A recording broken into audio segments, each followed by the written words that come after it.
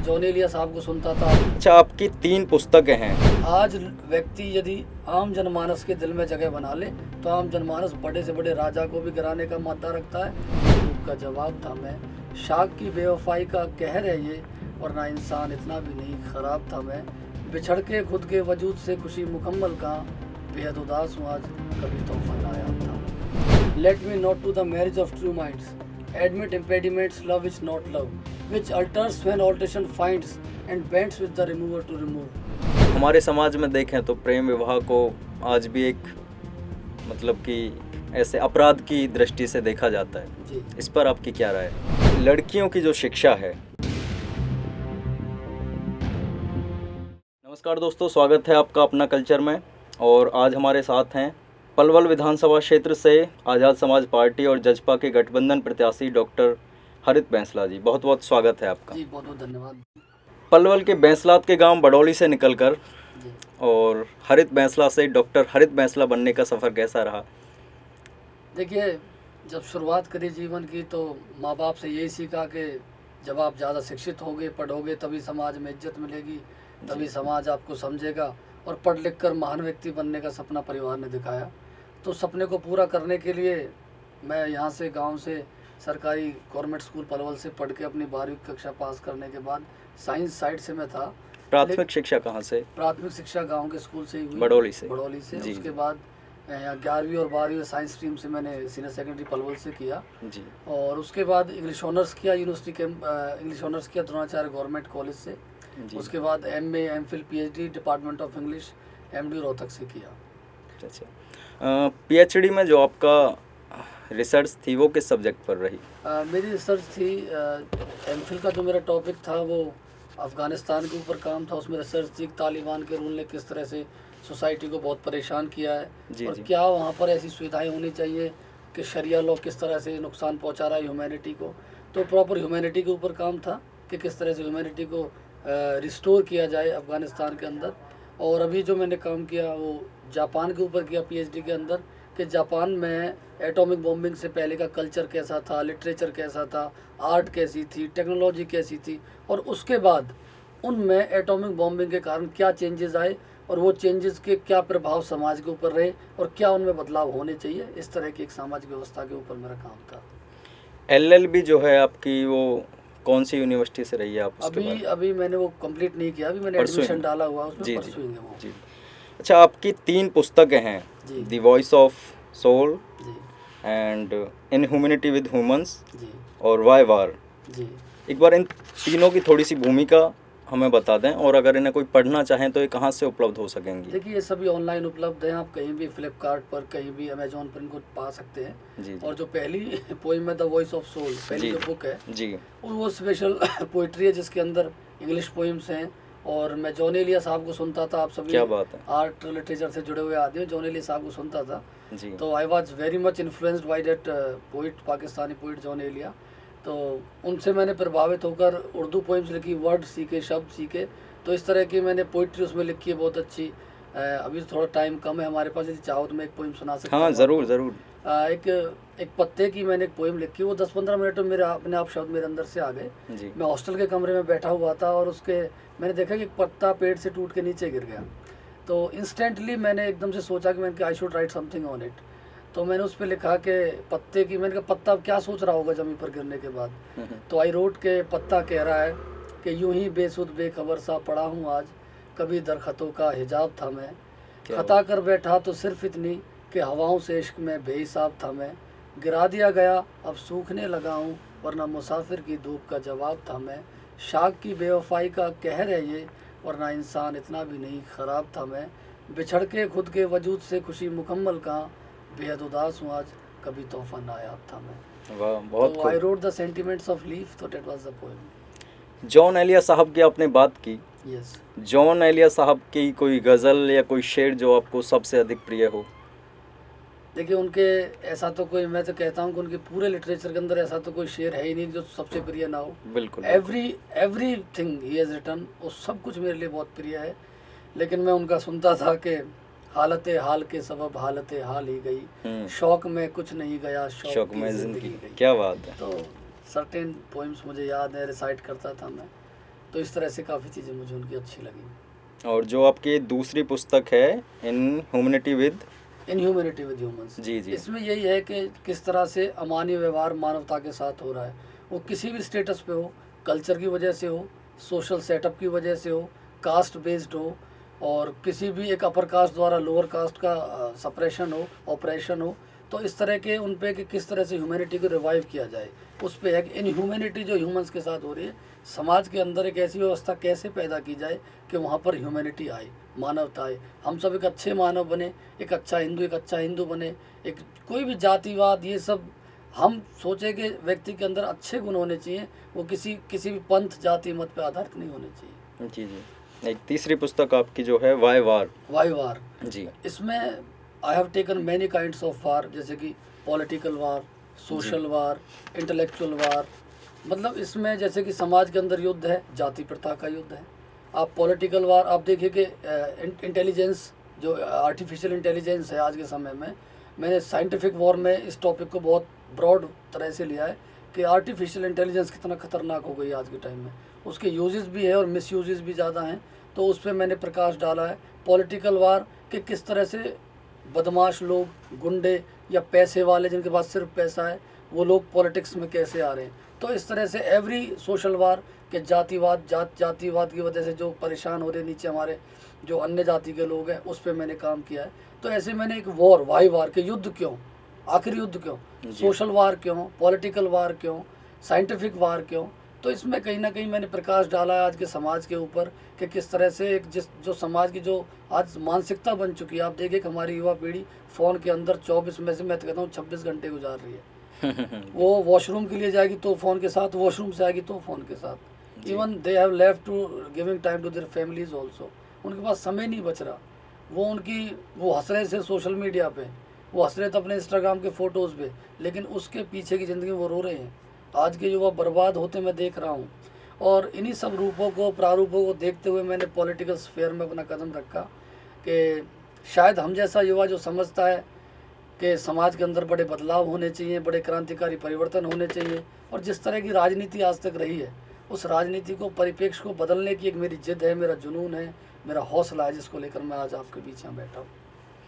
तीनों पुस्तकें अंग्रेजी में हैं? जो इंग्लिश जो पोइट्री की बुक है वो उसमें हिंदी की पोइम्स भी है और इंग्लिश की पोइम्स भी हैं। जी जी। और जो बाकी बुक है वो इंग्लिश में है। बाकी इनके अनुवाद की, ट्रांसलेशन की हम करके थोड़ा चुनाव में थोड़ा पॉलिटिकल में हो गया, नहीं मेरा मन था कि मैं एक ऐसी मतलब इनको ट्रांसलेट करूं ताकि हर व्यक्ति तक ये पहुंचे। जी जी। छात्र राजनीति में आप सक्रिय रहे? महाविद्यालय या विश्वविद्यालय से कोई चुनाव लड़ा आपने कभी, या फिर? देखिए, जिस समय हम यूनिवर्सिटी में हुआ करते थे उस टाइम पर इलेक्शंस लगभग बंद थे यूनिवर्सिटी लेवल पर, क्योंकि बहुत सारी घटनाएं एमडी यूनिवर्सिटी रोहतक के अंदर हुई, जिसकी वजह से उस समय की सरकारों ने ये फैसला लिया कि छात्र संघ के चुनाव नहीं होंगे। एलएलबी करने के पश्चात या पीएचडी करने के पश्चात जो है, दरअसल जो सोच होती है, एक आम सोच होती है, वो किसी अच्छी यूनिवर्सिटी में प्रोफेसर हो जाने की होती है। आपने जो ये राजनीति की तरफ रुख किया, तो इसका विचार कहाँ से आपके मन में आया? देखिए, मैं समझता हूँ कि आज की राजनीति इतनी करप्ट हो चुकी है। पॉलिटिक्स के अंदर सबसे ज़्यादा बोलबाला किसका है? पैसे वालों का है। और उस पैसे वालों के बोलबाले की वजह से इतना दुष्प्रभाव जनता के ऊपर पड़ता है कि कोई भी जनता के मुद्दों की बात नहीं करता। असल में सच क्या है? सच ये है कि जनता भी अपने मुद्दों की बात सुनना पसंद नहीं करती।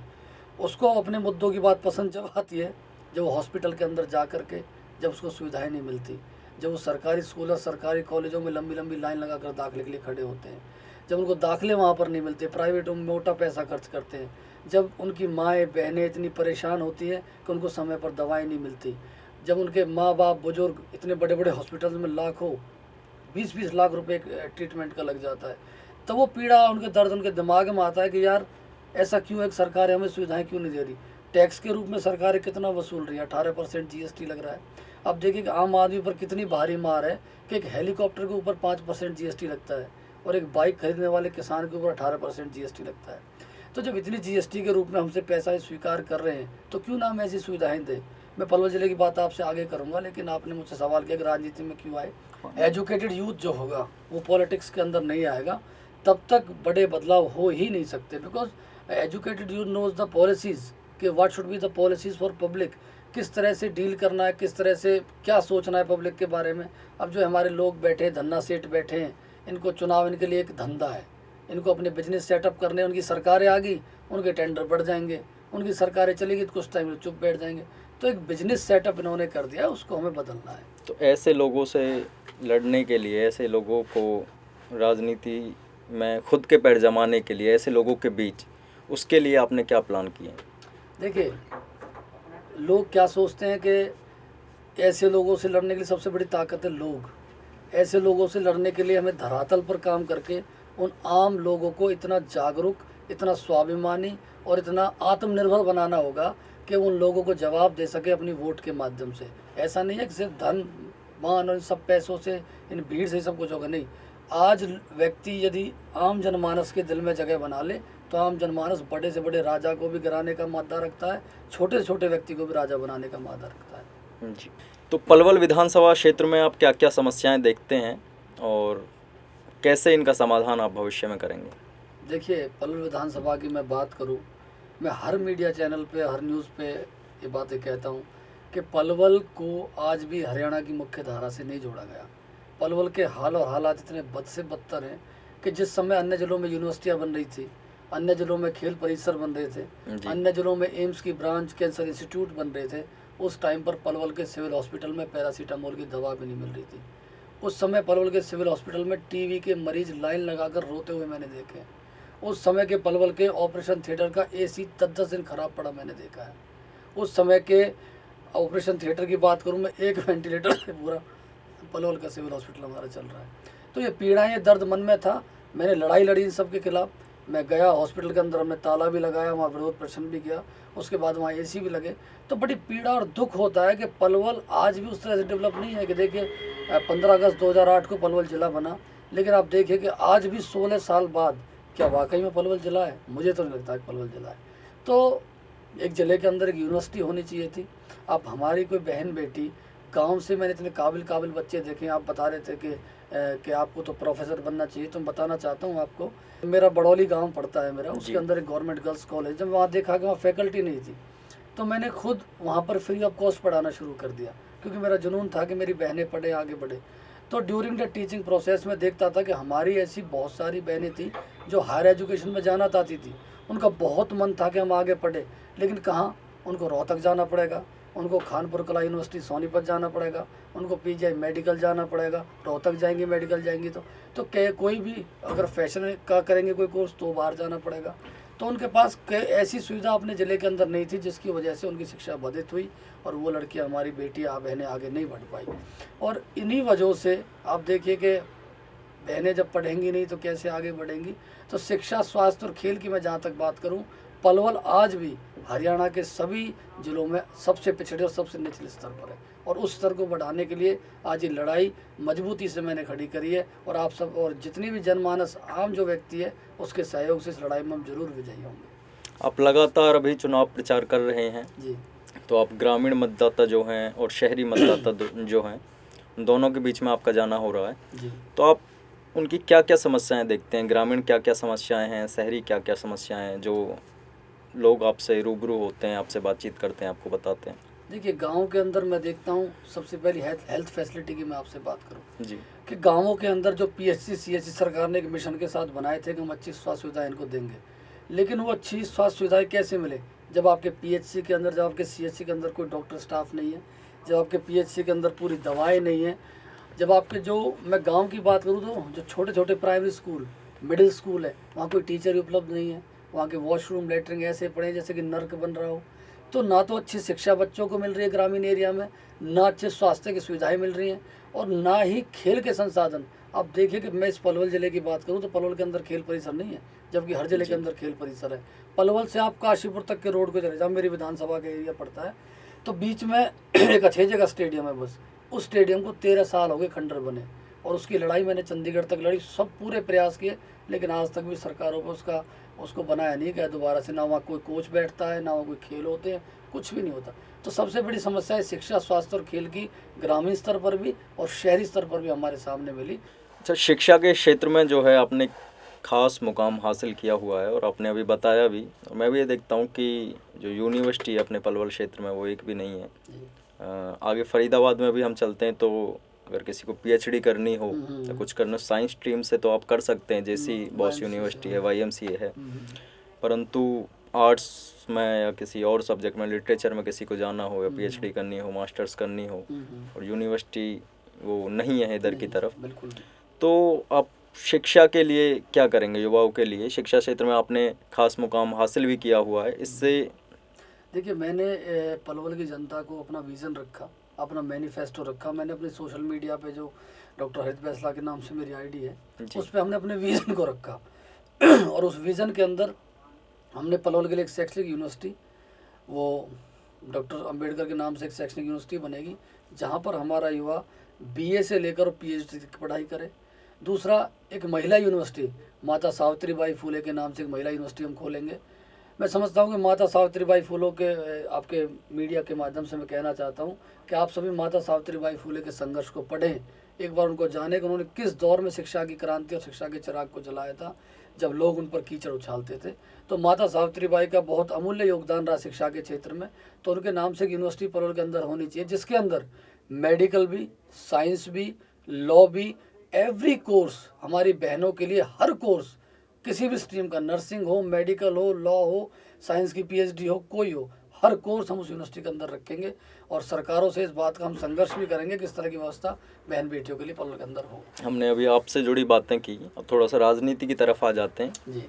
हरियाणा में जो है आज़ाद समाज पार्टी और जननायक जनता पार्टी का गठबंधन है, कितनी सीटों की उम्मीद कर रहे हैं? देखिए हमारी आज़ाद समाज पार्टी 25 सीटों पर कॉन्टेस्ट कर रही है जी, और ये तो समय तय करेगा, समय के गर्भ में है कि कौन सी पार्टी कितनी सीटें लेगी। लेकिन आज जो यूथ के अंदर जो डिमांड है, मैं देखता हूँ चंद्रशेखर आज़ाद भाई को लेकर काफ़ी यूथ बहुत ज़्यादा डिमांडिंग है। आप जी। देखिए कि उन्होंने संसद के अंदर लगातार एक छोटे से सत्र में बहुत सारे मुद्दे उठाए, चाहे वो गुजर रेजिमेंट की बात हो, और वो विनेश फोगाट के लिए भी बहुत ज़्यादा उन्होंने संघर्ष, न्याय की लड़ाई लड़ी, उनके सम्मान की लड़ाई भी लड़ी, और साथ साथ जितनी भी माताएं बहनें हैं या जो भी आंगनवाड़ी हैं, वर्कर, बहुत सारे मुद्दे एक साथ में उन्होंने उठाए। तो चंद्रशेखर आज़ाद जी लगातार पार्टी को सभी मुद्दों को जोड़कर सींचने की कोशिश कर रहे हैं, और उस पार्टी ने हमारे ऊपर विश्वास जताया है। और पलवल विधानसभा के अंदर जो सारी पार्टियाँ, उन्होंने किसी भी ऐसे काबिल युवा को टिकट नहीं दी, किसी भी ऐसे काबिल व्यक्ति को टिकट नहीं दी, सारे पुराने नेता हैं जितने भी बने हुए हैं, और या कोई सिफारिशों से आ रहा है पैराशूट कैंडिडेट बन के। तो ये पहला मौका है जब पलवल विधानसभा के अंदर कोई इतना एजुकेटेड प्रत्याशी है कि जो जनता के मुद्दों को लेकर पहले से संघर्षशील था, आज भी संघर्षशील है, आगे भी रहेगा, और लड़ा है, लड़ता रहेगा। तो ये अपने आप में बहुत बड़ी बात है कि एक काबिल व्यक्ति को, एक PhD डॉक्टरेट को उन्होंने टिकट दी। और मैं आपके कैमरा के सामने कहना चाहता हूँ कि एक पहली ऐसी टिकट थी भारत के राजनीति के इतिहास में कि उन्होंने आज तक भी न कोई एक पैसे की डिमांड हुई टिकट की। आप देखते हो कि लोग टिकट के लिए क्या क्या करते हैं, पार्टी फंड उनसे करोड़ों का जलाया जाता है, लेकिन मुझसे एक भी रुपया किसी ने नहीं लिया, और मुझे मेरी काबिलियत के दम पर टिकट दी, और ये टिकट मुझे सिद्ध भी करनी है अपनी काबिलियत समाज के अंदर संघर्ष करके। चंद्रशेखर आज़ाद जी की आपने बात की, आज़ाद समाज पार्टी और भीम आर्मी के चीफ चंद्रशेखर आज़ाद जी, मुलाकात हुई है उनसे कभी? नहीं, कभी मुलाकात नहीं उनसे मेरी। जी। अच्छा, आप युवा मतदाताओं से काफ़ी जुड़े हुए हैं। जी जी। तो युवा मतदाताओं की जो क्या समस्याएं आपके सामने उभर कर आती हैं सबसे अधिक, और क्या आप उनके लिए भविष्य में? सबसे पहले युवाओं की जो समस्या है कि युवा बेरोजगार बैठा है, उससे पहले रोजगार की व्यवस्था करनी है। दूसरी समस्या कि युवा को रोजगार के लायक कैसे बनाना है। आप देखिए जब तक युवा एजुकेटेड नहीं होगा, जब किसी जिले के अंदर यूनिवर्सिटी आती है तो वहाँ का युवा जानता है कि PhD क्या होती है, MPhil क्या होती है, MA क्या होती है। ऐसे बहुत सारे युवा भी मैंने देखे हैं जिनको आज तक ये नहीं पता कि PhD कोई डिग्री होती है। आप देखिए कि जब एक ज़िले में यूनिवर्सिटी आएगी, वहाँ आसपास ऐसा माहौल बनेगा, लोग डिस्कस करेंगे कि किस तरह से यार क्या होता है यूनिवर्सिटी में, PhD होती है, यूनिवर्सिटी में पढ़ाई होती है। इस तरह का एक माहौल, एक इनकलकेट उनके माइंड में एक आइडिया होगा कि एजुकेशन भी कोई चीज़ है। वो देखेंगे प्रोफेसर्स को आते हुए कि प्रोफेसर कैसे पढ़ाते हैं, मेंटली बड़ा उनके दिमाग पर प्रभाव पड़ेगा कि यार क्यों भी हम भी ऐसे ना पढ़ाने जाएं। क्योंकि जो लोग जो पढ़ने आ रहे हैं, जो लड़के जो जो तैयार होके जो अच्छे किताबें लेकर बैग लेकर जो आ रहे हैं, उनके मन में विचार पैदा होगा माहौल देख के कि हम भी क्यों ना पढ़ने जाएं। तो पहले शिक्षा की व्यवस्था करने के बाद युवाओं के सामने सबसे बड़ी समस्या यही है कि उनको शिक्षा की व्यवस्था उनके ज़िले में नहीं मिल रही, उनको बाहर जाना पड़ रहा है। ऐसे गरीब परिवार के बहुत लड़के मैंने देखे हैं, मैंने पढ़ाए भी हैं कि जो आगे तो जाना चाहते थे, लेकिन पारिवारिक पृष्ठभूमि बहुत गरीब होने के कारण वो आगे नहीं जा पाए। और वो मान लो कोई रोहतक जाना चाहे, यूनिवर्सिटी पढ़ना चाहे, तो वहाँ रहने की व्यवस्था सारी चीज़ें आप समझते हो कि गरीब परिवार कैसे कर सकता है। तो सबसे बड़ी समस्या युवाओं के लिए एक तो शिक्षा की है। दूसरा मैं खेल की बात करूँ, आप देखिए कि हमारा देश युवा है। अब हमारे लीडर्स, कोई भी प्राइम मिनिस्टर है, कोई भी सभी कहते हैं, इस बात का गौरव और घमंड करते हैं कि हमारा देश युवा है। लेकिन युवा देश के अंदर मेडल क्यों नहीं आ रहे? फिर जब देश युवा है तो देश की अंक तालिका देखो आप मेडल में कि हम सबसे निचले स्तर पर हैं। हालांकि चीज़ें बदल रही हैं, लोग आगे बढ़ रहे हैं, लेकिन जितनी देश की आबादी है उस आबादी के हिसाब से आज भी हमारे पास मेडल नहीं है। वो क्यों नहीं है? इसका दर्द, इसकी पीड़ा मैं समझता हूँ कि आज भी खेल की सुविधाएं धरातल पर शून्य हैं। ये बड़े बड़े दावे करते हैं, बड़ी बड़ी बातें करते हैं, लेकिन आज भी आप देखें कि पिस्टल के अंदर जो ये अभी जो मनु भाकर का जो इसके बाद जो मेडल आए, ये मेडल इससे पहले सरकारें कहाँ थी, कहाँ सुविधाएं थी? ये पिस्टल का गेम इतना महंगा है कि जिसके पास अपने खुद का संसाधन है, पैसे से संपन्न है, वो इस खेल को खेल सकता है। अगर गरीब बच्चा, गरीब युवा जिसका निशाना अच्छा है, जो कुछ करना चाहता है, वो कैसे आगे बढ़ेगा इस खेल में? उसके पास तो पैसे नहीं है। तो जब अमीरों का खेल है, अमीर इसमें मेडल लेंगे, तो गरीब जो एक बहुत बड़ा तबका जो टैलेंटेड था, जो बहुत काबिल था, वो तो इससे बिल्कुल कट गया इस कंपटीशन से। तो पहले सरकारों को ऐसी व्यवस्थाएं और सुविधाएं बनानी पड़ेंगी कि कम से कम काबिल को कंपटीशन में तो लाए, फिर देखे देश कितना आगे जाता है। तो धरातल पर वादे होते रहे ऊपर हवा में, फाइलें बनती रही, नीतियाँ बनती रही, लेकिन धरातल पर कुछ नहीं आया। और ये धरातल पर कब आएगा? जब हम जैसे एजुकेटेड लोग, एजुकेटेड यूथ पॉलिटिक्स के अंदर इंटरफियर करेगा, पॉलिटिक्स में आएगा। मैं अपने युवाओं को कहना चाहता हूं कि आप बिल्कुल मत डरिए, आप पॉलिटिक्स में आइए। व्यवस्थाएं बदलेंगी, समय लगेगा, पैसे वालों व्यवस्थाएं हैं लेकिन बदलेंगी। आप देखिए कि मैं अभी बताऊं अपना, मैं चुनाव लड़ रहा हूं, मेरे पास ये संसाधन नहीं है, लेकिन आज मेरे आप इंस्टाग्राम का और फेसबुक का मैसेंजर चेक करो, मुझे 1000 से 2000 जाने कितने मैसेज है कि भाई हम आपके साथ खड़े हैं। वो लोग जो और पार्टियों के पटके पहनकर घूम रहे हैं, वो युवा जो रैलियों में जा रहे हैं, वो युवा मुझे मैसेंजर पर बता देता है कि भाई हमारी मजबूरी थी, भाई हमें दिखाना था, भाई वो ले गया। लेकिन आप देखना कि मजबूरी क्या रहती है? मजबूरी हमारा युवा पता नहीं किस तरह की जो खुलकर सामने नहीं आ पाते या खुलकर सपोर्ट नहीं कर पाते जिस व्यक्ति को, जिस पर्सन को करना चाहते हैं। मैं बताऊं क्या होता है। सबसे पहले एक जाति बहुत बड़ा टॉपिक आता है सामने। देखो, 36 बरादरी का सहयोग होता है किसी भी पॉलिटिकल पावर्स को आने के लिए, प्रत्याशी बनने के, उसको जीताने के लिए, लेकिन फिर भी एक जाति बहुत बड़ा मैटर है। अब आप किसी समाज से बात करो कि भाई हमको समर्थन कर दे, वो कहेंगे भाई हमारे समाज का खड़ा है भाई। दूसरे समाज के से कहो भाई हमारे समाज का खड़ा है। तो कई बार तो वो चीज़ें जाती है, उसमें कट जाती हैं। जबकि मैं कहना चाहता हूँ कि किसी भी समाज का प्रत्याशी हो, किसी भी पार्टी का प्रत्याशी हो, यदि वो काबिल है, यदि वो आपके मुद्दे जानता है, शिक्षा, स्वास्थ्य, खेल और न्याय की लड़ाई में सशक्त और मजबूत है और आपकी बात आगे तक ले जा सकता है, तो आप अच्छे व्यक्ति को और काबिल व्यक्ति को वोट करिए। तो युवाओं को मैं देखता हूँ, वो कहते हैं भाई हम वोट तेरी दे देंगे। उनके मैसेज है मेरे पास, मैं आपको दिखा दूंगा कि तो इसलिए मैं समझता हूँ कि हमारे पास एक साइलेंट वोटर की बहुत बड़ी ताकत है, क्योंकि वो जा तो कहीं भी रहा है लेकिन वोट हमें ही करेगा, और उसी ताकत के दम पर हम ऊर्जावान होकर लगातार आगे बढ़ रहे हैं। युवाओं की बात हो रही थी, तो इसमें से जो मेनली चीज़ें आई वो, एक तो आपने जाति व्यवस्था की बात की, दूसरा एक ये भी देखने को मिलता है हमारे क्षेत्र में कि जो आजकल के युवा हैं काफ़ी नशे की तरफ ज़्यादा अग्रसर हो रहे हैं शिक्षा से न जुड़कर। तो उसके लिए आप अभी तक क्या प्रयासरत रहे हैं और आगे क्या भविष्य में उनके लिए आप करना चाहेंगे, या उनको हमारे कैमरे के माध्यम से आप उन्हें क्या कहना चाहेंगे? मैं अपने युवाओं को यही कहना चाहता हूं कि मैंने अक्सर महसूस किया है, अक्सर देखा है कि चुनावी सरगर्मियां जब बढ़ती हैं बहुत ज़ोरों से, तो चुनाव के समय पर ऐसी प्रक्रियाएं बन जाती हैं कि फ्री की दारू मिलने लगती है युवाओं को। हमारा युवा बहुत अच्छा है, वो नहीं चाहता इस तरफ डलना, लेकिन जब फ्री की पेटी आती है तो फ्री की चीज़ देखकर दिमाग पर असर पड़ता है उसके पे। मैं आपको एक स्टडी बताना चाहता हूँ कि चुनाव के टाइम पर 30 से 40% ऐसी युवाओं की आबादी है कि जो शराब नहीं पीती थी लेकिन वो शराबी बन गई। वो जब शराब फ्री की आई, पीनी शुरू करी, लेकिन धीरे धीरे उस शराब की तरफ ढल ही गई। फिर बाद में उनको पैसे नहीं मिले घर परिवार से, फिर वहाँ झगड़ा होता रहता है। तो मैं अपने युवाओं को यही कहना चाहूँगा कि आप 20-30 दिन के इस चुनावी समर में शराब की वजह से अपने स्वास्थ्य को बर्बाद ना करके, और मैं युवाओं को देखता हूँ, कार्यकर्ता बहुत जल्दी बन जाते हैं पार्टियों के। यार आप कार्यकर्ता मत बनिए, आप अपनी कमाई करिए, आप कोई संसाधन ऐसे करिए कि आप आगे बढ़े। ये पार्टियाँ आपका इस्तेमाल करेंगे कुछ समय के लिए।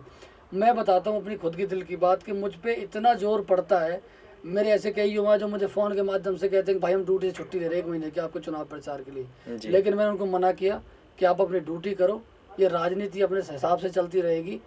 दर्द होता है हमें कि जो युवा 10-15 हज़ार से अपने घर को चला रहा है, ठीक है, उसका प्यार हमारे साथ है।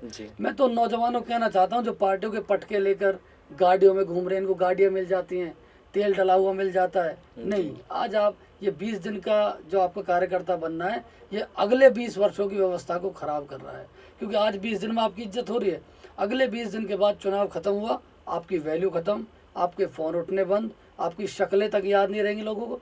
तो आप ऐसे व्यक्ति को, ऐसे साधारण व्यक्ति को चुने जो आपके मुद्दों की आज भी लड़ाई लड़ रहा हो और उसके आगे भी लड़ाई लड़ सकता हो। इन हवाओं में बिल्कुल ना बहे कि जिस तरह की हवाएं आज चल रही हैं कि उस पार्टी का शोर वहाँ भाग गए, वहाँ के लोग भाग गए।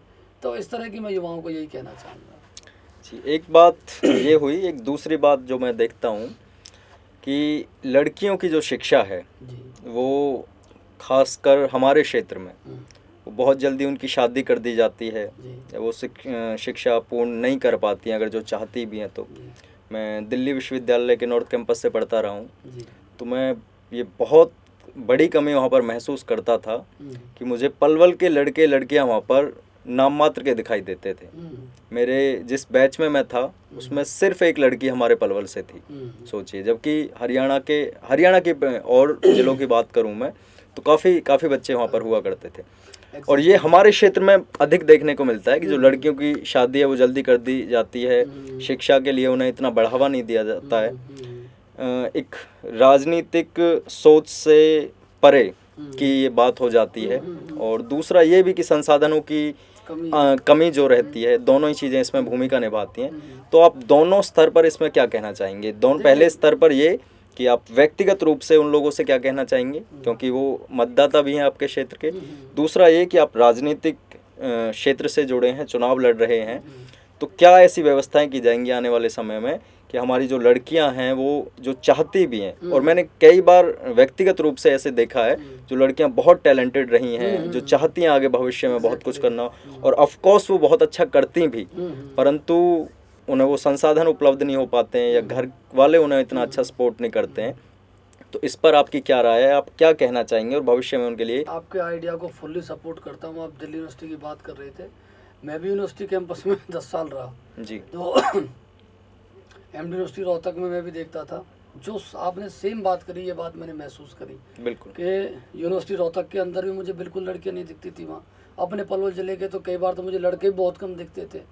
तो ये समस्या, ये बिल्कुल आपने सही कहा, धीरे धीरे समाज बदल रहा है, धीरे धीरे सामाजिक व्यवस्थाएं बदल रही हैं। और एक व्यक्तिगत रूप से मैं समाज से यही कहना चाहूँगा, अपील करना चाहूँगा, और लड़कियों को भी जिम्मेदारी में देना चाहूँगा। कई बार इस तरह की घटनाएं हुई हैं, मैं कैमरा के सामने बात कह रहा हूँ कि इस तरह की घटनाएं हुई हैं कि माँ बापों के अंदर डर बैठ गया। इस तरह की घटनाएं हुई हैं कि कोई ना कोई ऐसे कदम उनसे भूल में या इस तरह की उसमें उठ गए कि उन्होंने बहुत सारी लड़कियों के आने वाली पीढ़ी के लिए रास्ते बंद कर दिए। माँ बापों के दिल में इतना डर और जहन में डर बैठ गया कि उन्हें डर नहीं लगा बच्चों को बाहर भेजने से। तो ये जिम्मेदारी हमारे माँ बाप की तो है ही कि वो समय से पहले उनकी शादी ना करें, उनका जितना मन है उनको पढ़ाए। सरकार भी अच्छी नीतियाँ बनाए। यदि हम जैसे व्यक्ति सरकार में होंगे तो ऐसी पॉलिसीज़ लाएंगे कि फ्री ऑफ कॉस्ट उनके लिए एजुकेशन हो। तो ये जिम्मेदारी कहीं ना कहीं परिवार के साथ साथ हमारी बहनों और बेटियों पर भी है कि वो इस तरह की व्यवस्थाएं और इस तरह की चीज़ों में ऐसे अपने आप को ढालने से बहुत ज़्यादा बचाएं कि जब एक चीज़ें गलत हो जाती है तो वो एक चीज़ उन हज़ारों को प्रभावित करती है, उनके सपनों को खा जाती है, जो घर बैठकर बहन बाहर जाकर पढ़ने का सपना देख रही है। तो कहीं ना कहीं उनके ऊपर भी जिम्मेदारी है, परिवार के ऊपर भी जिम्मेदारी है। जहाँ तक आपने राजनीतिक बात करी कि राजनीतिक प्रतिनिधित्व मैं करने वाला हूँ, पलवल का प्रत्याशी भी हूँ, तो मैं यही करूँगा एजुकेशन के अंदर महिला यूनिवर्सिटी की मैंने आपसे बात करी अभी कि इस तरह की यूनिवर्सिटीज़ खुले कि परिवार को भी इतना अपने मन में विश्वास रहे कि हमारी बेटी पलवल ज़िले की यूनिवर्सिटी में पढ़ने गई है, चलो हम देख आते हैं क्या पढ़ रही है। जब परिवार के दिल में विश्वास जाग जाता है कि मैं अपनी आंखों के सामने अपनी बहन को, अपनी बेटी को देख सकता हूँ, तो उसका मन रखता है कि हाँ हम पढ़ाने के लिए भेजें। परिवार डरते हैं, परिवारों ने ऐसे ऐसे कई हादसे भी महसूस करे और देखे हैं कि जिनसे इतना खौफ उनके दिल में बैठ गया कि उनको अपनी बहन बेटियों को पढ़ने से बाहर भेजने से बहुत दिल को रोक लिया। तो ऐसी व्यवस्थाएं हमें ज़िले के अंदर ही करनी पड़ेंगी और निश्चित रूप से हम करेंगे, चाहे चुनाव के परिणाम जो भी हो ना हो। हमें तो सरकार से लड़ना है, सरकार के सामने अपने विज़न, अपने मुद्दों को रखना है, वो पूरे करवाना है, क्योंकि लोग हमारे साथ हैं। हम लोगों को एकजुट करेंगे, अपने मुद्दे सरकार के सामने रखेंगे। जी। तीसरी बात यही निकल कर आती है कि सुरक्षा व्यवस्थाएं, जो कि पूरे देश की बात करें, जी, पर कई स्थान ऐसे हैं जहाँ पे बहुत अच्छी व्यवस्थाएं फ़िलहाल हो रखी हैं, कर रखी हैं, ऐसा माहौल है। और हमारे क्षेत्र में देखते हैं तो हम महसूस करते हैं कि वो तमाम इंतज़ाम नहीं है। कोई लड़की अगर रात को 12 बजे किसी गली से निकलना चाहे, कहीं से निकलना चाहे, तो वो अपने आप को इतना सहज महसूस नहीं करती। और अभी भी आपने जो ये बात की कि कॉलेज में भेजने से घर वाले भी, परिवार वाले भी इसीलिए डरते हैं, ऐसी सारी चीज़ें होती हैं, तो उसके लिए क्या व्यवस्थाएं की जानी चाहिए और क्या आप भविष्य में करेंगे? मुझे याद दिला दी कि पलवल की महिला सुरक्षा को लेकर मैं बात करूं। हालांकि मैं सोशल हूं, थोड़ा सा मेरा मन रहता है कि मैं जहां भी मुझसे जो बने समाज के अंदर में एक अच्छा काम करूं। मैं आपको बताना चाहता हूं, पलवल की सुरक्षा पर बहुत बड़े सवाल मैं खड़े करना चाहता हूं। महिला सुरक्षा पर अभी की बात है, कुछ समय पहले की, कि रात को मेरे भाई का फ़ोन आया। वो कह रहा था कि मैं दिल्ली से आ रहा हूँ, मुझे लेने आ जाना। रात के 12:30 बजे की बात है जी। तो रात के 12:30 बजे एक महिला जो शायद अपने मानसिक संतुलन खो बैठी थी, शी वॉज क्वाइट हैंडसम और शी ड्रेस्ड वेल, बढ़िया उसने कपड़े पहने हुए थे, और वो बस स्टैंड के पास खड़ी हुई थी।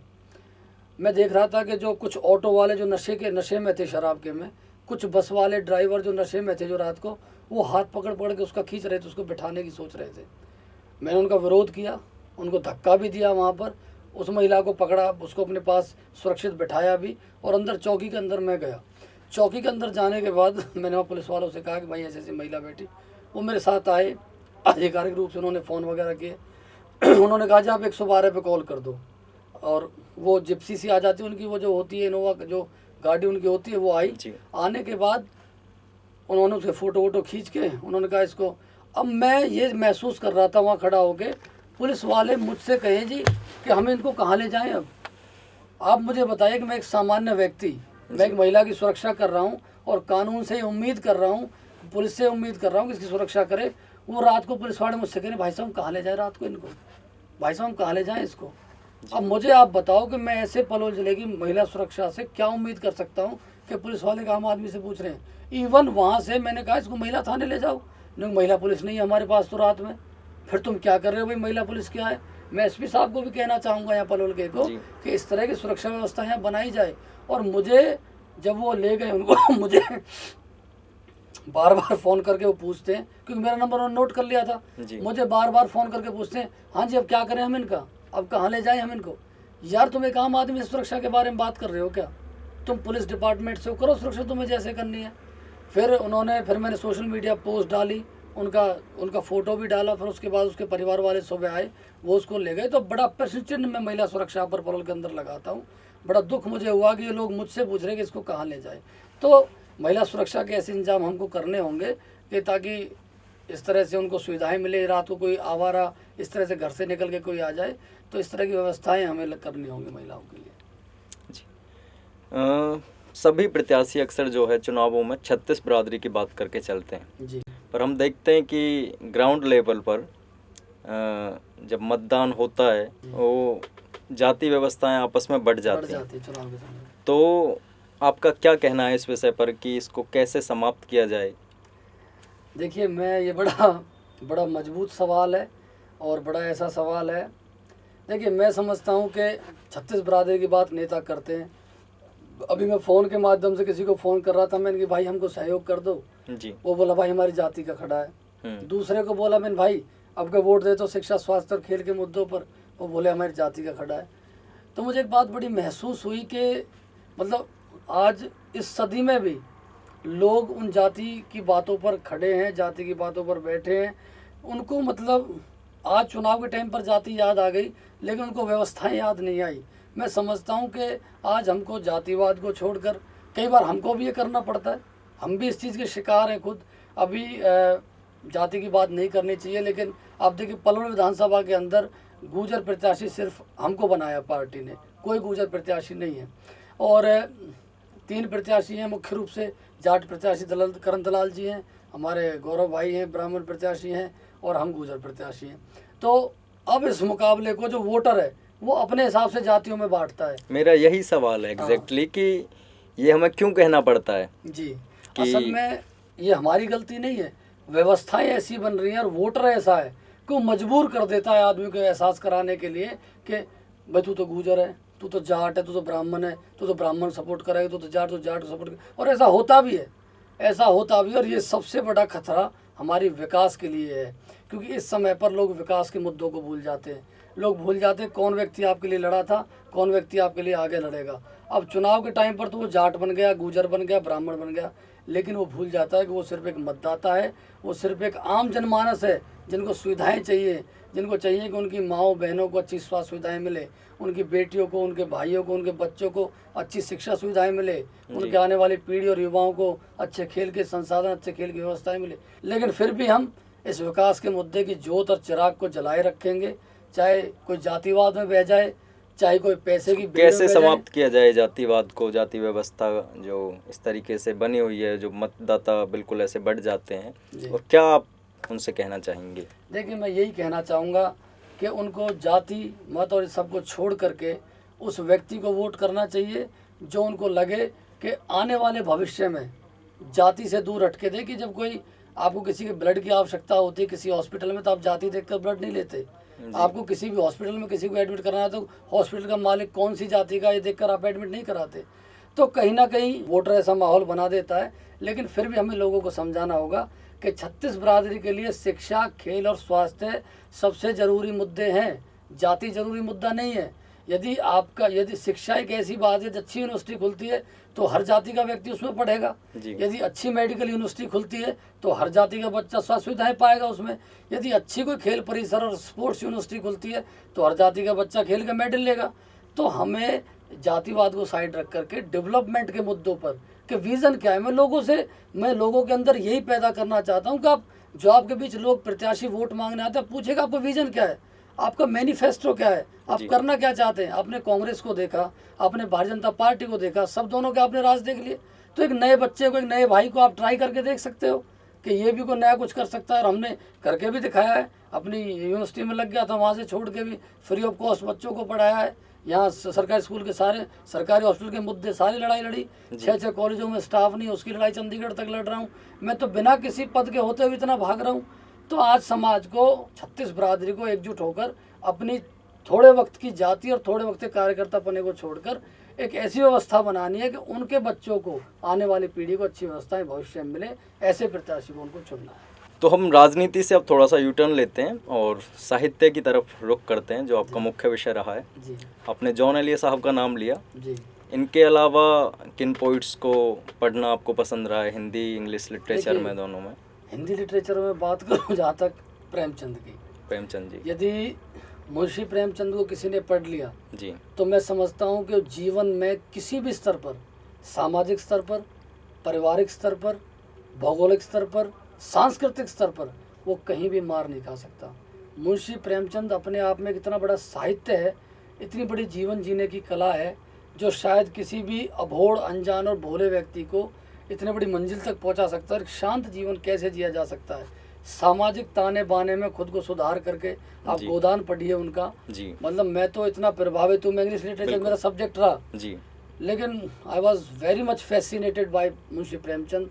और आई मस्ट से कि Hindi literature is best literature और सबसे रिच लिटरेचर हिंदी का है। मैं बीइंग ए इंग्लिश लिटरेचर का होते हुए मैं आई अप्रिशिएट हिंदी लिटरेचर।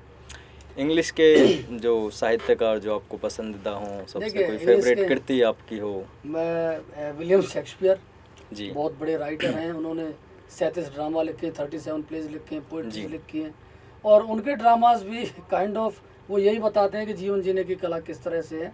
तो द मर्चेंट ऑफ वेनिस उनका प्ले है, और हेमलेट, किंग लियर, मैकबेथ, इतने बड़े बड़े नाटक हैं जिनमें जिनके ऊपर मूवीज़ भी बनी है, हैदर मूवी बनी है। तो जी। मैंने शेक्सपियर के 37 प्लेस पढ़े हैं। जी। और मतलब आप यकीन मानिए कि when I used to teach in university campus, क्योंकि जब हम पीएचडी करते थे तो वहाँ पर टीचिंग भी करते थे। आप मेरे स्टूडेंट से कभी पूछना, वो देख रहे जी। होंगे, जान रहे होंगे कि मैं बिना किताब लिए उनको पढ़ाता था। जी। पोइट्री मुझे याद होती थी ऐसे ही, इतना इंटरेस्ट मेरा लिटरेचर में था। कोई पोइट्री विलियम शेक्सपियर की या फिर अन्य किसी कवि की, जॉन कीट्स वगैरह की या किसी की? विलियम शेक्सपियर की मैं सुनाता हूँ। वो जी। कहता है कि जो दो लवर होते हैं, जो ऐसे बॉन्ड को वो अप्रिशिएट नहीं करता, वो कि उसमें पोइट्री है उसकी कि let me not to the marriage of true minds admit impediments love is not love which alters when alteration finds and bends with the remover to remove. वो कहता है कि मैं ऐसे प्यार को तवज्जो नहीं देता कि जब रुकावटें आए, जब परेशानी आए तो वो झुक जाए, जब कोई उनको छुड़ाने की कोशिश करे तो वो छूट जाए। तो मैं ऐसे let me not to the marriage of true minds, true minds का मतलब ट्रू लवर्स से। जी। और इस तरह की पोइट्री थी। और जॉन कीट्स की भी पोएम है, a thing of beauty is a joy for ever, it's loveliness increase it will never पास। तो ऐसी बहुत सारी पोइम्स हैं। एक क्रिस्टोफर मार्लोव थे जो बहुत शानदार राइटर थे, लोग उसको शेक्सपियर भी कहते हैं। तो उसका मैं पढ़ता था। वो हेलन के लिए उसने वर्ड कहे कि sweetest love I do not go for the weariness of thee nor in hope the world can show a better love for me, thou art fairer than the evening air, clad in the beauty of thousand stars। मतलब बहुत शानदार literature उन्होंने लिखा। Nature की beauty के ऊपर भी मैंने पढ़ा, विलियम वर्ड्सवर्थ को पढ़ा, मतलब बहुत वास्ट लिटरेचर पढ़ा। अब तो पॉलिटिक्स विषय हो गया, खैर चीज़ें दूर हो गई, धूमिल हो गई थोड़ी सी। ने आपने अभी विलियम शेक्सपियर की एक कविता के माध्यम से जो चीज़ें बताई, जी। बट हमारे समाज में देखें तो प्रेम विवाह को आज भी एक मतलब कि ऐसे अपराध की दृष्टि से देखा जाता है। जी। इस पर आपकी क्या राय है? देखिए, ऐसा नहीं है कि हर कहीं अपराधी दृष्टि से देखा जा सकता हो। देखिए, कुछ और अक्सर ज़्यादातर जो हम अपने क्षेत्र में देखते हैं ऑर्थोडॉक्स वो है। माइंडसेट जो सोसाइटी का है, जी। हमने इसको सम्मान से जोड़ लिया है कई बार।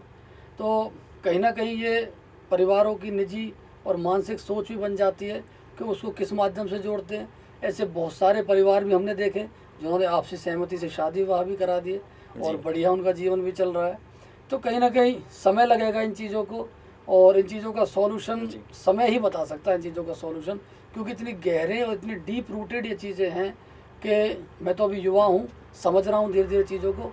तो ये तो समय इसका मूल्यांकन करेगा इस चीज़ का। जी। आपने जो एक कविता अपने सुनाई अपनी पोइट्री में से, आपकी जो बुक है उसमें से, जी। इसके अलावा अन्य एक कोई कविता? देखिए, बाकी की उसमें इंग्लिश पोइम्स हैं।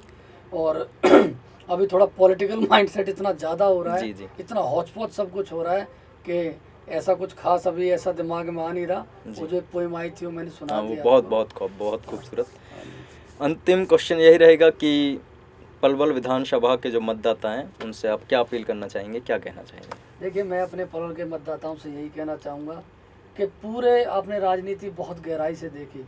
जीवन के इतिहास में, जीवन के भविष्य में ये ऐसा पहला मौका है जब आपके सामने एक युवा इतना शिक्षित होकर आप सबकी लड़ाई लड़ने के लिए आज सामने आ रहा है। तो इस तरह की आवाज़ को, ये पैसों की भीड़, ये गाड़ियों की भीड़, ये व्यवस्थाएं, ये पार्टियों के सिंबल, ये कहीं ऐसे युवा को दबा ना दें। तो इस लड़ाई को आप सब मजबूत करिए और आपको एहसास हो जाएगा। आप देखिए कि 20 दिन के चुनाव में आपको लगेगा कि वो भारी है, वो भारी है। जब चुनाव ख़त्म हो जाएंगे तब आपको महसूस होगा कि काबिल युवा के हाथ आप मजबूत करने में सक्षम नहीं रहे। तो पहले वक्त से इस चीज़ को संभालिए, इस चीज़ को सोचिए कि राजनीति नहीं, सिर्फ विकास की नीति होनी चाहिए। और इससे शिक्षित युवा को आप देखिए कि पलवल के हाल मैंने अभी बताया आपके सामने, बहुत पीड़ा है। हर महिला को पीड़ा है, उसको अच्छी सुविधाएं नहीं है। हर बहन को पीड़ा है, अच्छी शिक्षा नहीं है। हर युवा को पीड़ा है, अच्छे खेल के संसाधन नहीं है। तो उन सुविधाओं के लिए आप सब एकजुट होकर, एकमत होकर समर्थन करिए और निश्चित रूप से सुविधाओं की लड़ाई में आप सभी विजयी होंगे। बहुत बहुत धन्यवाद डॉक्टर साहब, आपने अपने व्यस्त समय में से हमें इतना समय दिया। देश और दुनिया से जुड़ी तमाम जानकारियों के लिए देखते रहिए अपना कल्चर।